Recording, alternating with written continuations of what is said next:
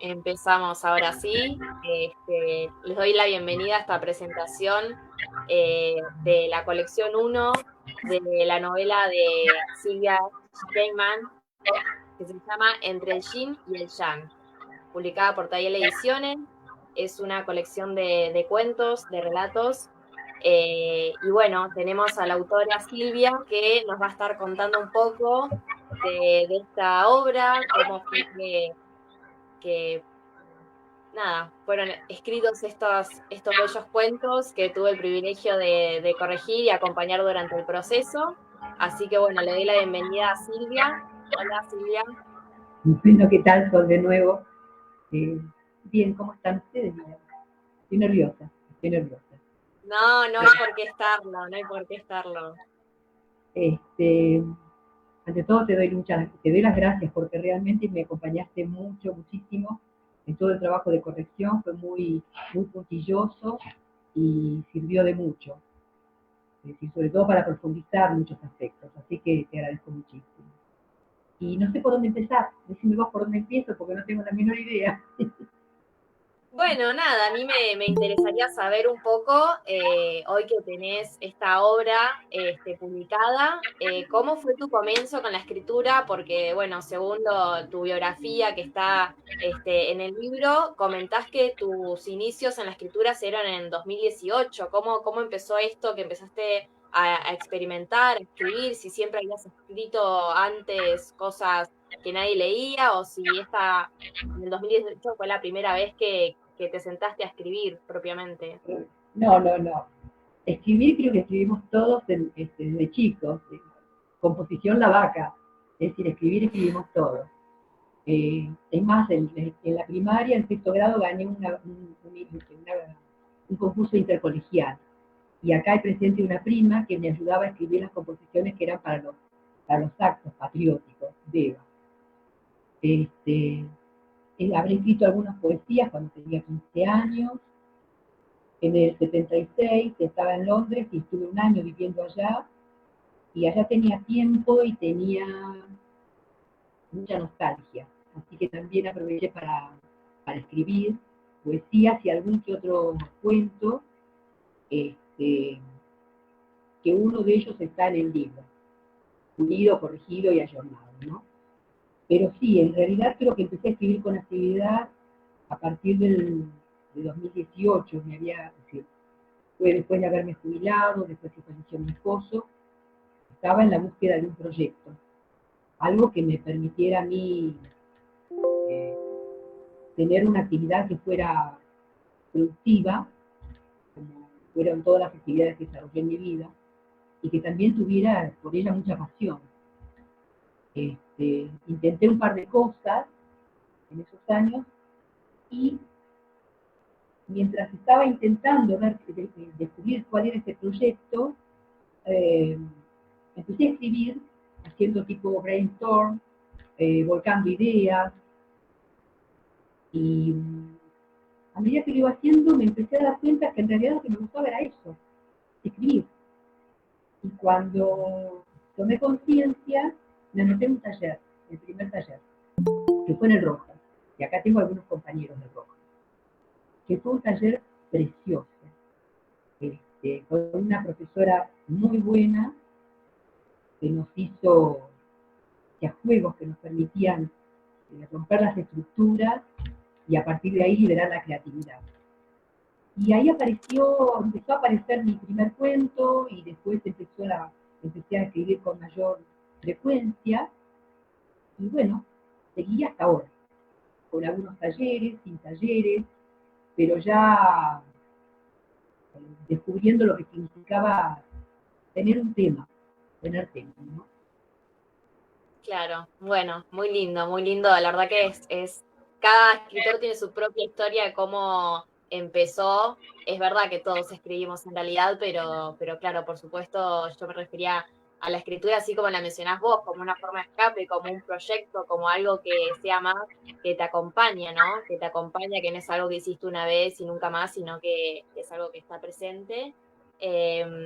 Y bueno, más hablando un poco más para que conozcan quienes todavía no leyeron tu obra, Entre el Yin y el Yang, eh, bueno, hablar un poco de cómo fuiste pensando los relatos que iban a estar en esta colección, cómo fuiste eligiendo cuáles quedaban, cuáles se iban, si tenés alguno que digas, la verdad que este fue un gran desafío escribir. Eh, bueno, mira, en realidad creo que ha sido muy variable todo esto. Se fue combinando. Por un lado, además de escribirlos, apareció el tema de ir corrigiéndolos. Y al corregirlos, fue cuando descubrí que realmente esto me atraía. Porque corregirlos significaba profundizar un concepto, una palabra, y profundizar en lo que yo quería decir realmente, y profundizar en los temas, en las cosas. Eh, como los cuentos, cómo fueron surgiendo de manera muy variada. Si tuviera que decir cuáles me gustan y cómo los elegí, en realidad creo que me gustan todos. Es decir, recién les daba el visto bueno, le daba el original cuando yo decía, así me gusta. Y eso también es relativo, porque es cierto lo que dicen que de corregir uno nunca se cansa. Es decir, uno sigue corrigiendo permanentemente.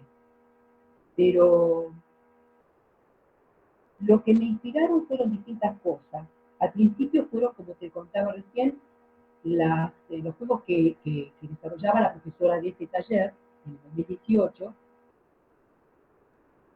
que arrancó, por ejemplo, con algo eh, muy simple, que era, eh, ella siempre organizaba juegos divertidos. En una oportunidad nos comentó que tenía una abuela que leía La Borra del Café. Entonces nos hizo traer a todos, nos hizo llevar tacitas, ella trajo café, preparó un poco en cada taza, puso todas las tacitas en un escritorio y nos pidió que eligiéramos uno y que eligiéramos qué es lo que veíamos en ella. Y a mí me apareció, agarré una y me apareció una palabra, el sátrapa. No me preguntes por qué, porque no lo sé. Y surgió mi primer cuento, que en realidad se llama La caída del sátrapa.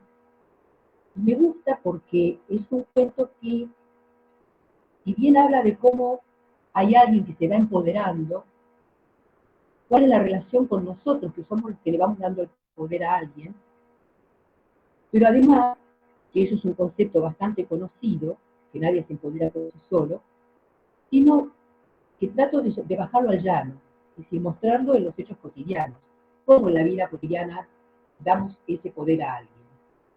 Y eso es decir, por eso es que me gusta este cuento. Otros surgieron porque fui a un bar a tomar algo y vi a alguien sacarle una foto con el celular a una cámara que estaba en exhibición y me chocó. Es decir, le tengo mucho respeto a las cámaras fotográficas, en una época hice fotografía, y me llamó la atención es decir, el hecho de que cuando alguien saca una foto, es mucho lo que pone, es decir, qué es lo que está mirando, qué es lo que está descubriendo, qué es lo que está transmitiendo. Y me daba la sensación de que las fotos rápidas por el celular son simplemente actos mecánicos. No lo vi sin menospreciar a quienes quieren realmente sacar una foto, que hoy puede hacerlo con un celular, pero lo que traté de mostrar fue eso, este, lo tecnológico que nos posibilita hacer algo en forma mecánica versus algo que uno quiere hacer en profundidad. Y después lo que me inspiran los cuentos son muchas cosas. Ver a un chico durmiendo en la calle, caminar por el barrio y ver una puerta. Este, creo que si todos miramos, en realidad todo es tema para hacer un cuento o una historia. Y tiene que ver con la Totalmente, mirada. Tiene que ver con la mirada, totalmente. ¿no? Es decir, todo lo que está a nuestro alrededor, una mariposa, una hoja, mi perra, un almuerzo, la falta de un almuerzo, una noticia de la televisión, de lo que leo en el diario. Eh, Creo que si uno vive conectado con la realidad, con el mundo, eh, todo se convierte realmente en una historia, ¿no? Como alguien dijo Claro, alguna pero vez, creo uno puede vivir, que uno algo puede vivir como... que haces muy bien es ponerte en los pies de esas situaciones, ¿no? Porque te imaginás, bueno, de hecho, un recurso muy interesante que usás en tus cuentos es cuando personificás objetos o animales con cualidades humanas, ¿no? Como que podés describirlo desde el punto de vista de una cámara, pero que está pensando como un humano, y eso es muy interesante como recurso, y no solo usarlo, sino que usarlo bien y de manera creíble. Creo que son cuentos que aportan mucha riqueza por esto, porque no estamos acostumbrados a saber qué piensa una cámara, qué piensa de estar ahí, de las cosas que ve. Bueno, no me pareció menor cuando la cámara cuenta un poco, sin arruinar el cuento, la cámara cuenta un poco qué es lo que ella había visto y bueno, mencionás momentos como Hiroshima, como Auschwitz. ¿Qué te llamó para mencionar justo como situaciones así históricas tan fuertes? Es que son situaciones que a mí me han pegado mucho. Es decir, creo que hay muchos momentos de la historia del hombre que a mí me han pegado mucho, porque me han dolido y creo que son parte del dolor de la humanidad. Como Auschwitz, como Hiroshima, como la ESMA, que también lo menciono, pero así como la cámara puede ver eso, también puede haber momentos de mucha alegría, ¿sí? Como lo menciono también en este mismo cuento, lo que significa alguien que se está casando y muestra su libreta de matrimonio, o, o alguien que se recibe en la universidad. Es decir, lo que estoy mostrando ahí son las distintas cosas que podemos ver. Es como que estoy de alguna manera dirigiendo la mirada mía y invitando también a pensar a la gente que pueda leerlo sobre cualquiera de estas cosas, ¿no? Que son las cosas, como decía recién, que nos rodean. Tiene que ver con bajar la luz, sobre todo. Claro. Eh, bueno, algo más quizás saliendo de específico de los cuentos. eh, yo creo que cada escritor y escritora tiene como sus momentos del día para escribir. Te quería preguntar si vos tenés como un momento especial de inspiración, ya sea antes de dormir, después de hacer alguna actividad, cuando recién te despertás. ¿Cuál es tu momento de más escritura? Como momento no tengo. Es decir, las cosas pueden aparecer de muy distinta manera. Eh, Tengo un sueño y de golpe ese sueño al día siguiente se convierte en la punta para un cuento, como el caso de Laberintos, por ejemplo. De arrancar de partir de un sueño y jugar con toda esa situación de si el sueño da lugar a la realidad, a transformarse en algo real, este, y el juego famoso de si la realidad es un sueño o si el sueño es una realidad. Pero eh, ver una imagen, ver una foto y pensar en algo, que la imagen se me convierta en algo. No tengo un momento de inspiración. Si lo que sí puedo decir es que tengo un momento de trabajo, que es sentarme, generalmente lo hago a la tarde, después de las 3, 4 de la tarde. Este, Me gusta a la mañana dedicarla a mis plantas, a mi perro, a la compra, a la casa y a todo lo que tenga que ver con mi vida cotidiana. Y una vez liberada de todo eso, todo lo que viene ya trabajando en mi cabeza, sentarme a la tarde en la computadora y empezar. Y una vez que empiezo, sale, hay veces que lo tengo ya completo y hay veces que no, que a mí me sorprende, porque lo empiezo a desarrollar y por ahí el mismo cuento, los mismos personajes me van llevando hacia un lugar. Cuando descubrí eso me sorprendió muchísimo que los personajes tuvieran esa capacidad, ¿no es cierto? De darte ellos, que el final apareciera de golpe, este, de sorprenderme. Todo un juego muy lindo, muy entretenido. Y sí, por lo general es a la tarde. Claro. Pero Y me interesa no mucho. tengo hábitos extraños ni rutinas raras, como sé de escritores que tienen cosas extrañas, no. Salvo hacer callar a mi perra cuando empieza a, a ladrar porque pasa alguien por cerca de casa y quiere saludarlo, salvo eso no tengo nada que me distraiga, no tengo hábitos raros. No tengo cosas raras para sentarme frente a la Bueno, computadora, ¿no? y esta colección, entre Yin y Yang, tiene como subtítulo Cuentos para pensar, ¿no? Porque quizás hay distintos tipos de cuentos, hay cuentos de terror, estos son como cuentos de ficción, pero como bien decía, son temáticas que profundizás, como vemos el poder en la vida cotidiana, son cuentos que invitan a una reflexión. Este, es difícil elegir las temáticas, decir, bueno, voy a hablar del poder, voy a hablar, por ejemplo, No, hablando no del pasa, cuento, no, como... no pasa por ahí, no pasa por ahí. Yo leí mucho, desde que era chica yo leí muchísimo, me gustó siempre la lectura.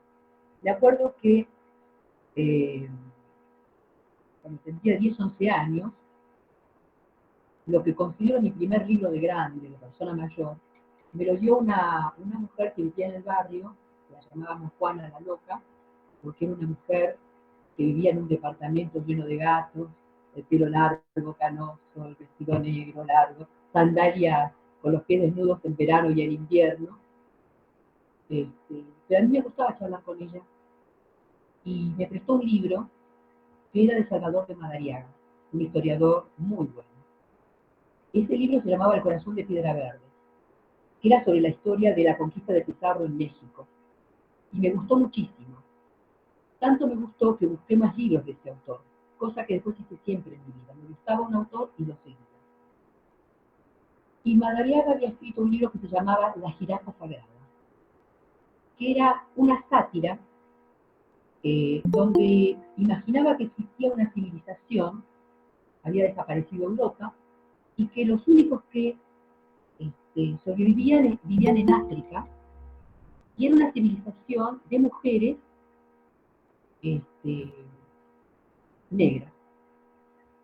Entonces hablaba acerca del trabajo que desarrollaban en su vida los arqueólogos en esa civilización. Entonces, por ejemplo, contaba que encontraban un frasco de sal de fruta heno y preguntaban quién sería ese señor heno y para qué sería el frasco. O, por ejemplo, llegaban a la conclusión de que Shakespeare era un seudónimo y que el que había escrito todos esos libros era un tal Cervantes. Es decir, Madariaga lo que hacía en esa sátira era romper con los esquemas. Yo tenía 11 años y a mí eso me marcó, como me marcaron muchos libros en mi vida. Cada uno me dio algo. Pero este libro, lo que a mí me dio fue esto de romper con los esquemas preestablecidos. Al ser un historiador y tener mucho conocimiento, podía darse ese lujo de hacerlo con la historia. Cuando empecé a escribir, lo que yo me di cuenta era de que tengo una experiencia de vida creo que bastante variada a mi edad y que a la gente mayor en general se nos subestimaba o se nos trataba como alguien que ha perdido toda su capacidad por el solo hecho de haberse jubilado. Y me molestaba eso porque yo sentía que podía seguir siendo productiva y que todos podíamos seguir siéndolo. Y quería también romper con esas estructuras y esos esquemas. Es decir, hubo varias situaciones que a mí me fueron llevando a querer mostrar o interpelar, es decir, mostrar que en realidad las cosas no son como tan preestablecidas. No porque uno dejó de trabajar, dejó de ser productivo. No será productivo económicamente, pero sí lo somos en otras áreas. Eh, hay un logro social, una conquista social, eso nos pone en otro lugar. Están todos muy felices, pero de golpe nos encontramos frente a una conquista y hay que ver qué es lo que pasa. Los padres estaban muy contentos a lo mejor con esa conquista social que menciono en uno de los cuentos. Pero ¿qué pasa después con esos padres? La situación deja de ser la misma y nos pone frente a algo nuevo. Es decir, yo creo que todo merece la pena de ser interpelado, porque si no nos quedamos con estructuras rígidas donde a todos nos encasillan de alguna manera, donde todos encasillamos. Creo que justamente una de las cosas que trato de mostrar en estos cuentos es que no existe el blanco y el negro absoluto. existen los grises, que podemos ver todo de distinta manera. Por eso es que apareció el nombre. Es decir, esto yo me di cuenta y lo pensé cuando me pediste que pusiera un título. Por eso le puse entre el yin y el yang. Es decir, yo creo que en todo lo negro existe algo blanco y viceversa. Nadie es tan bueno ni nadie es tan malo.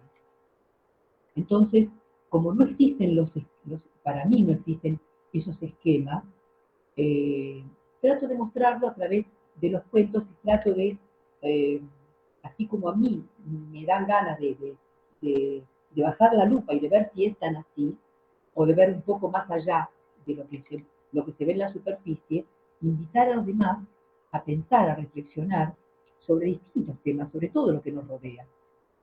Ya, por eso digo que todo es un tema, ¿no es cierto? Todo es factible de ser un tema. Y profundizar sobre eso, sobre lo que vivimos.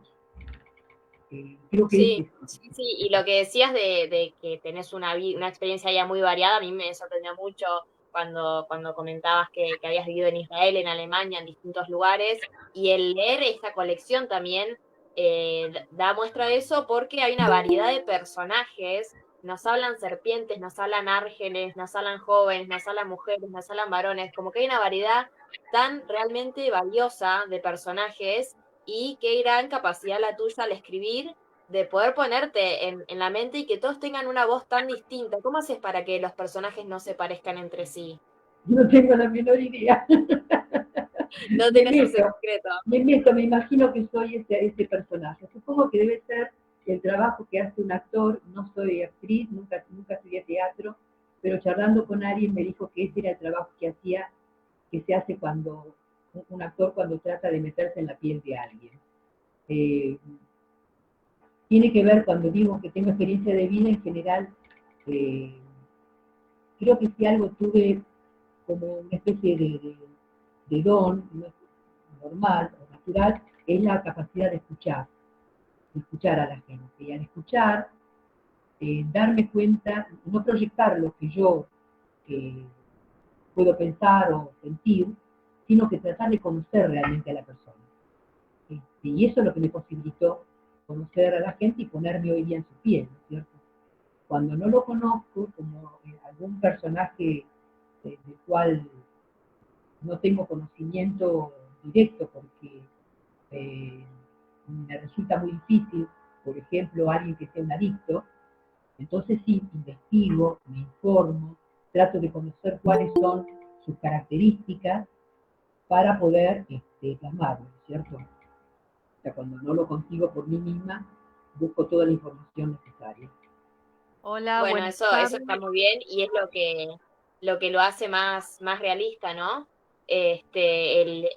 Si alguien, por ejemplo, no sé, de repente haces un cuento sobre un chef, bueno, usar las palabras que usan en una cocina, como que eso aporta un montón de riqueza. Y bueno, y si bien comentabas que las ideas surgen en tu día a día, si ves a alguien en un café, bueno, cosas que ves, te quería preguntar si todos los cuentos dirías que son de ficción o hay algunos que quizás si este es un poco más autobiográfico.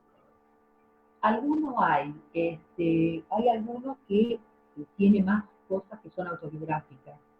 Por ejemplo, Sincronía, que es un cuento que tiene que ver con algo que me pasó en Palma de Mallorca, cuando vivía allá. Este, tiene que ver con una experiencia real, por ejemplo.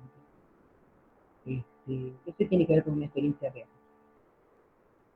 Si lo cuento va a ser un spoiler. Pero Claro, sí, en totalmente. este caso, no hice relatos, no he hecho relatos, pero eso sí, es una experiencia real.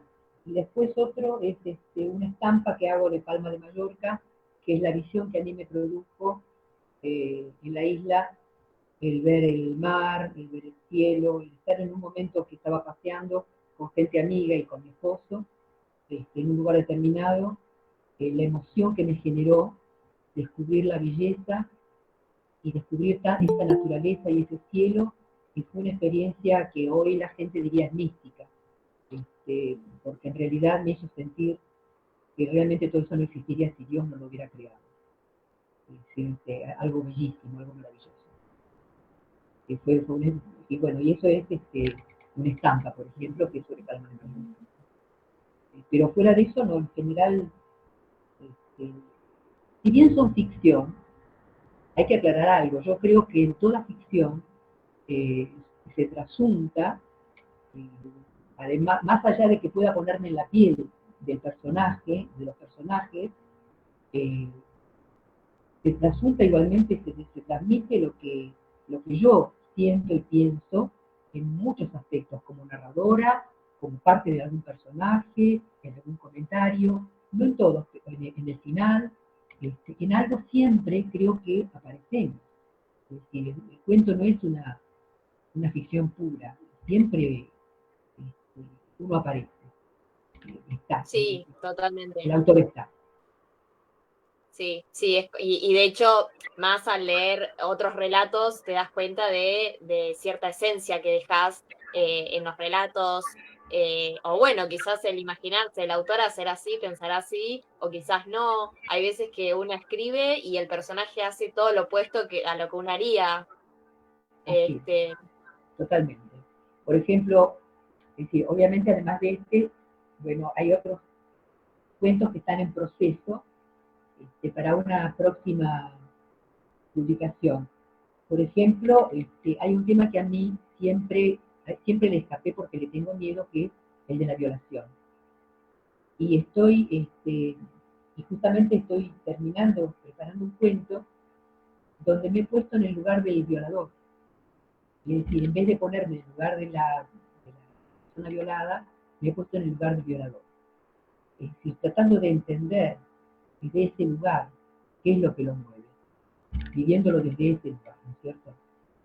Eh, Así que es algo que es totalmente ajeno a mí, algo que es bueno, te totalmente ajeno felicito a por el mí. Traté desafío de y salir, sí. animarte. Bueno, creo que escribir tiene eso, que no solamente me ha ido permitiendo profundizar más en mí, sino en muchas otras cosas, como esto, ¿no? Es decir, profundizar más en muchas otras personas, en otras posibilidades, en otras situaciones. Nos enriquece muchísimo. Este último, por ejemplo, que estoy mencionando, surgió de hay una especie de maratón que se hace, que es el Mundial de Escritura, donde también se tiran consignas. Y ahí surgió el desafío. Y lo tomé. Podía haberlo evadido, podía haberlo dejado de lado, pero fue el momento de dejar mi zona de confort. La verdad que lo agradezco. Lo agradezco. Y te consulto, Silvia, ¿cómo fue el proceso entre, bueno, empezaste a escribir y eran cosas quizás que leías vos o leían algunos conocidos, a esta decisión de decir, bueno, lo quiero publicar, quiero que me lea gente que me conoce, gente que no me conozca? ¿Cómo fue animarte a dar tus letras al mundo? Eh, Mira, cuando empecé a escribir, yo no sabía dónde estaba parado con respecto a qué tal eran mis cuentos. Entonces se me ocurrió participar de un concurso que organizaba la legislatura de Buenos Aires. Presenté y resultó que un cuento mío salió elegido, tuvo mención y formó parte de una antología. Al año siguiente hice lo mismo. Ya eso me animó un poco más. Dije, bueno, tan malos no son. Pero lo que me animó en realidad fue que creo que no tiene mucho, es decir, es como que de alguna manera creo que todos queremos dejar algo en nuestra vida, que la vida mía pueda haber tenido un sentido. Más allá de todo lo que yo he hecho, hice muchas cosas y en muchos sentidos, en muchas actividades y relacionada con muchas personas. Creo que todos tenemos algo para contar y todos tenemos una experiencia o algo que le puede servir a otros, de alguna manera. Antes decía que a mí los libros me marcaron mucho, me dieron muchísimo, eh, en muchos aspectos. Así como comentaba lo que pasó con Salvador de Madariaga, me pasó con todo, si la lista es interminable, si se podría mencionar a todos, cómo Shakespeare profundiza los personajes, y hace en la psicología, Dostoyevsky, Chekhov. Es decir, si empiezo a mirar Cortázar cuando hace un personaje que lo puedes encontrar a la vuelta de la esquina y juega con toda esta, romper también situaciones, es decir, creo que todos tenemos cosas para contar, todos, de una manera u otra. Por el solo hecho de vivir, por el solo hecho de estar en contacto con los demás. De alguna manera todos dejamos una semilla en alguien, eh, eh, y de alguna manera, queriendo o sin quererlo, llegamos a otro.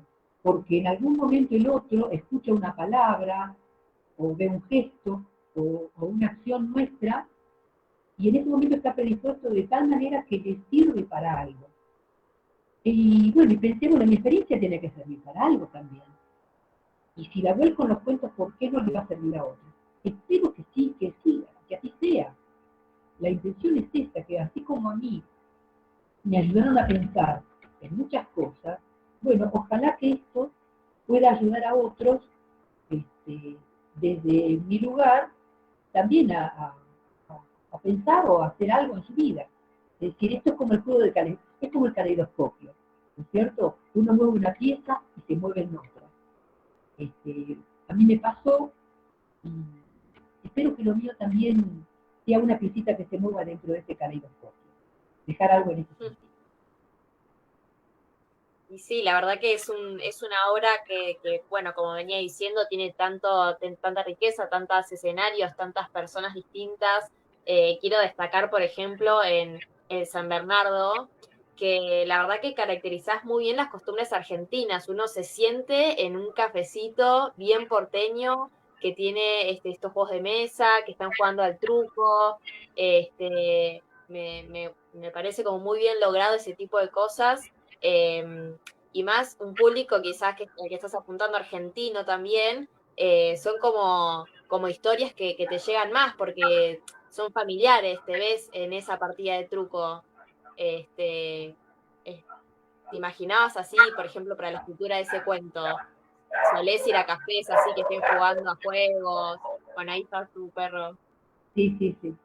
Ya. Sí. Dejé a mi perra en otro lugar para que no me molestara, pero bueno, ladra fuerte. ¿Qué me preguntabas algo? Sí, con respecto a ese No, sí, cuento. ¿cómo fue que te inspiraste para escribir justo este cuento de San Bernardo, que cuenta como este ambiente tan porteño, gente jugando al truco, con juegos? ¿Te gusta jugar ese tipo de juegos a vos? No, no, no, no. El lugar existe. El lugar existe y este, se desarrollan esas actividades realmente ahí. Pero además, ese lugar, lo que a mí me movió fue la historia. Eh, Porque mi padre vivió en la zona, este es un bar que está en Villa Crespo, y mi papá se había criado en Villa Crespo. Entonces, lo que logró este bar, cuando lo visité en algún momento, fue retrotraerme a lo que había sido la historia de los inmigrantes que se encontraban en Villa Crespo y en general. Mis abuelos fueron inmigrantes. Entonces, lo que estoy viendo ahí es no solamente lo que pasaba en ese lugar, sino lo que viví cuando era chica con mis padres, cuando jugaban al truco, eh, eh, lo que viví con mis abuelos, la historia de Samovar, la gente que ha vivido en conventillos y que ha combinado distintas culturas. Es decir, ahí creo que mi historia también es la historia de muchos en ese sentido. Es decir, de Buenos Aires y de inmigrantes. Creo que lo que reflejo ahí un poco es eso. Claro. Eh, bueno, comentabas que puede haber otra colección por venir. ¿Actualmente estás escribiendo algo más que nos quieras contar acá a tu público? Eh, no sabría que, la verdad es que no sabría que, salvo esto que conté sobre este tema de la violación, no sabría qué contarles. Sí, hay otro que está en camino, yo calculo que en un par de meses, 2 o 3 meses ya también va a salir a estar publicado, y espero que sí. Confío que van a ser más, pero no se me ocurre. Seguimos teniendo una Silvia que escribe. Sí, me gustó mucho como para poder seguir haciendo. ¿Y dirías que te vas a quedar así en el cuento o te gustaría explorar más la poesía, en novela? Novela no sé, no se me ocurre, pero poesía yo tengo escritas muchas, y algunas también han ido a parar a concurso, este, y están en antología, un par de ellas, dos o tres, este, pero no se me ocurrió escribir poesía, sí ensayos, porque hay muchas cosas sobre las que puedo tener distinto tipo de reflexiones y da para escribir de otra manera. Ensayos, ensayos literarios siempre, ¿no es cierto? Donde puedo tocar distintos temas, pero de manera más exhaustiva, ¿no es cierto? No como un cuento donde lo que hay son pinceladas, sino desarrollar un tema, de los que a mí me puedan interesar. ¿Sí? Tiene combustible, mucho. Les podemos pedir a todos los que están en la llamada si pueden silenciar. Ahí está, muchas gracias. Bueno, y además de tu lado de escritora, la mayoría de los escritores tienen su lado también de lector, así que te quería preguntar quiénes son tus inspiraciones o a quiénes estás leyendo ahora y te gustaría recomendar. Mira, antes mencioné que te decía que fueron muchos los que leí, pero además de los clásicos, Cortázar, este, dentro de la poesía, García Lorca, Nicolás Guillén, eh, me hace una laguna con todos los que estoy leyendo. Me gusta mucho leer no solamente cosas que tengan que ver con la literatura, en general me gustan cosas que tienen que ver con otros temas, que pueden tratar que me gusta la física, me atrajo lo que tenía que ver con la física cuántica, y empezar a indagar un poco por ese lado, y todo lo que tuviera que ver con distintas realidades. Eh, Me gusta la metafísica, el Trimegisto, buscar digamos, dentro de lo que sea metafísica. ¿Qué te puedo decir? En este momento tengo una laguna con respecto a los nombres, porque son muchos. Eh, no me acuerdo, porque han sido muchos y muy variados. Americanos, David García Márquez, no sé, Alfonsín Storni, es muy variado, desde la poesía a lo literario. Hemingway, Un poco Kafka, de todo. decía Kafka, me gustan todos y por muy distintas razones, qué sé yo. Cuando estudiaba leía, no sé, me gustaba, qué sé yo, Erich Fromm, me gustaba, no sé, es tan variado. Estoy tratando de hacer memoria, Sí, pero la no me verdad acuerdo que hay tanto para elegir y tantos. Si te querés quedar en lo clásico, la verdad que te ocupa toda la vida leerlos, y si querés leer un poco más de lo contemporáneo también, es como muy difícil siempre estar al día, ¿no? Con la literatura. Pero bueno, también comentarles a todos los que están en esta presentación por dónde pueden conseguir los libros de Silvia, que es lo importante, ¿no? bien. Entre el Yin y el Yang les contamos que está la versión física y la versión en ebook de libro digital. Lo pueden conseguir por nuestra tienda web, que se llama Tienda Books, y también pueden conseguir los libros de Silvia. El físico lo pueden encargar, y venir a nuestro local. Quienes estén en Capital Federal, estamos en Flores.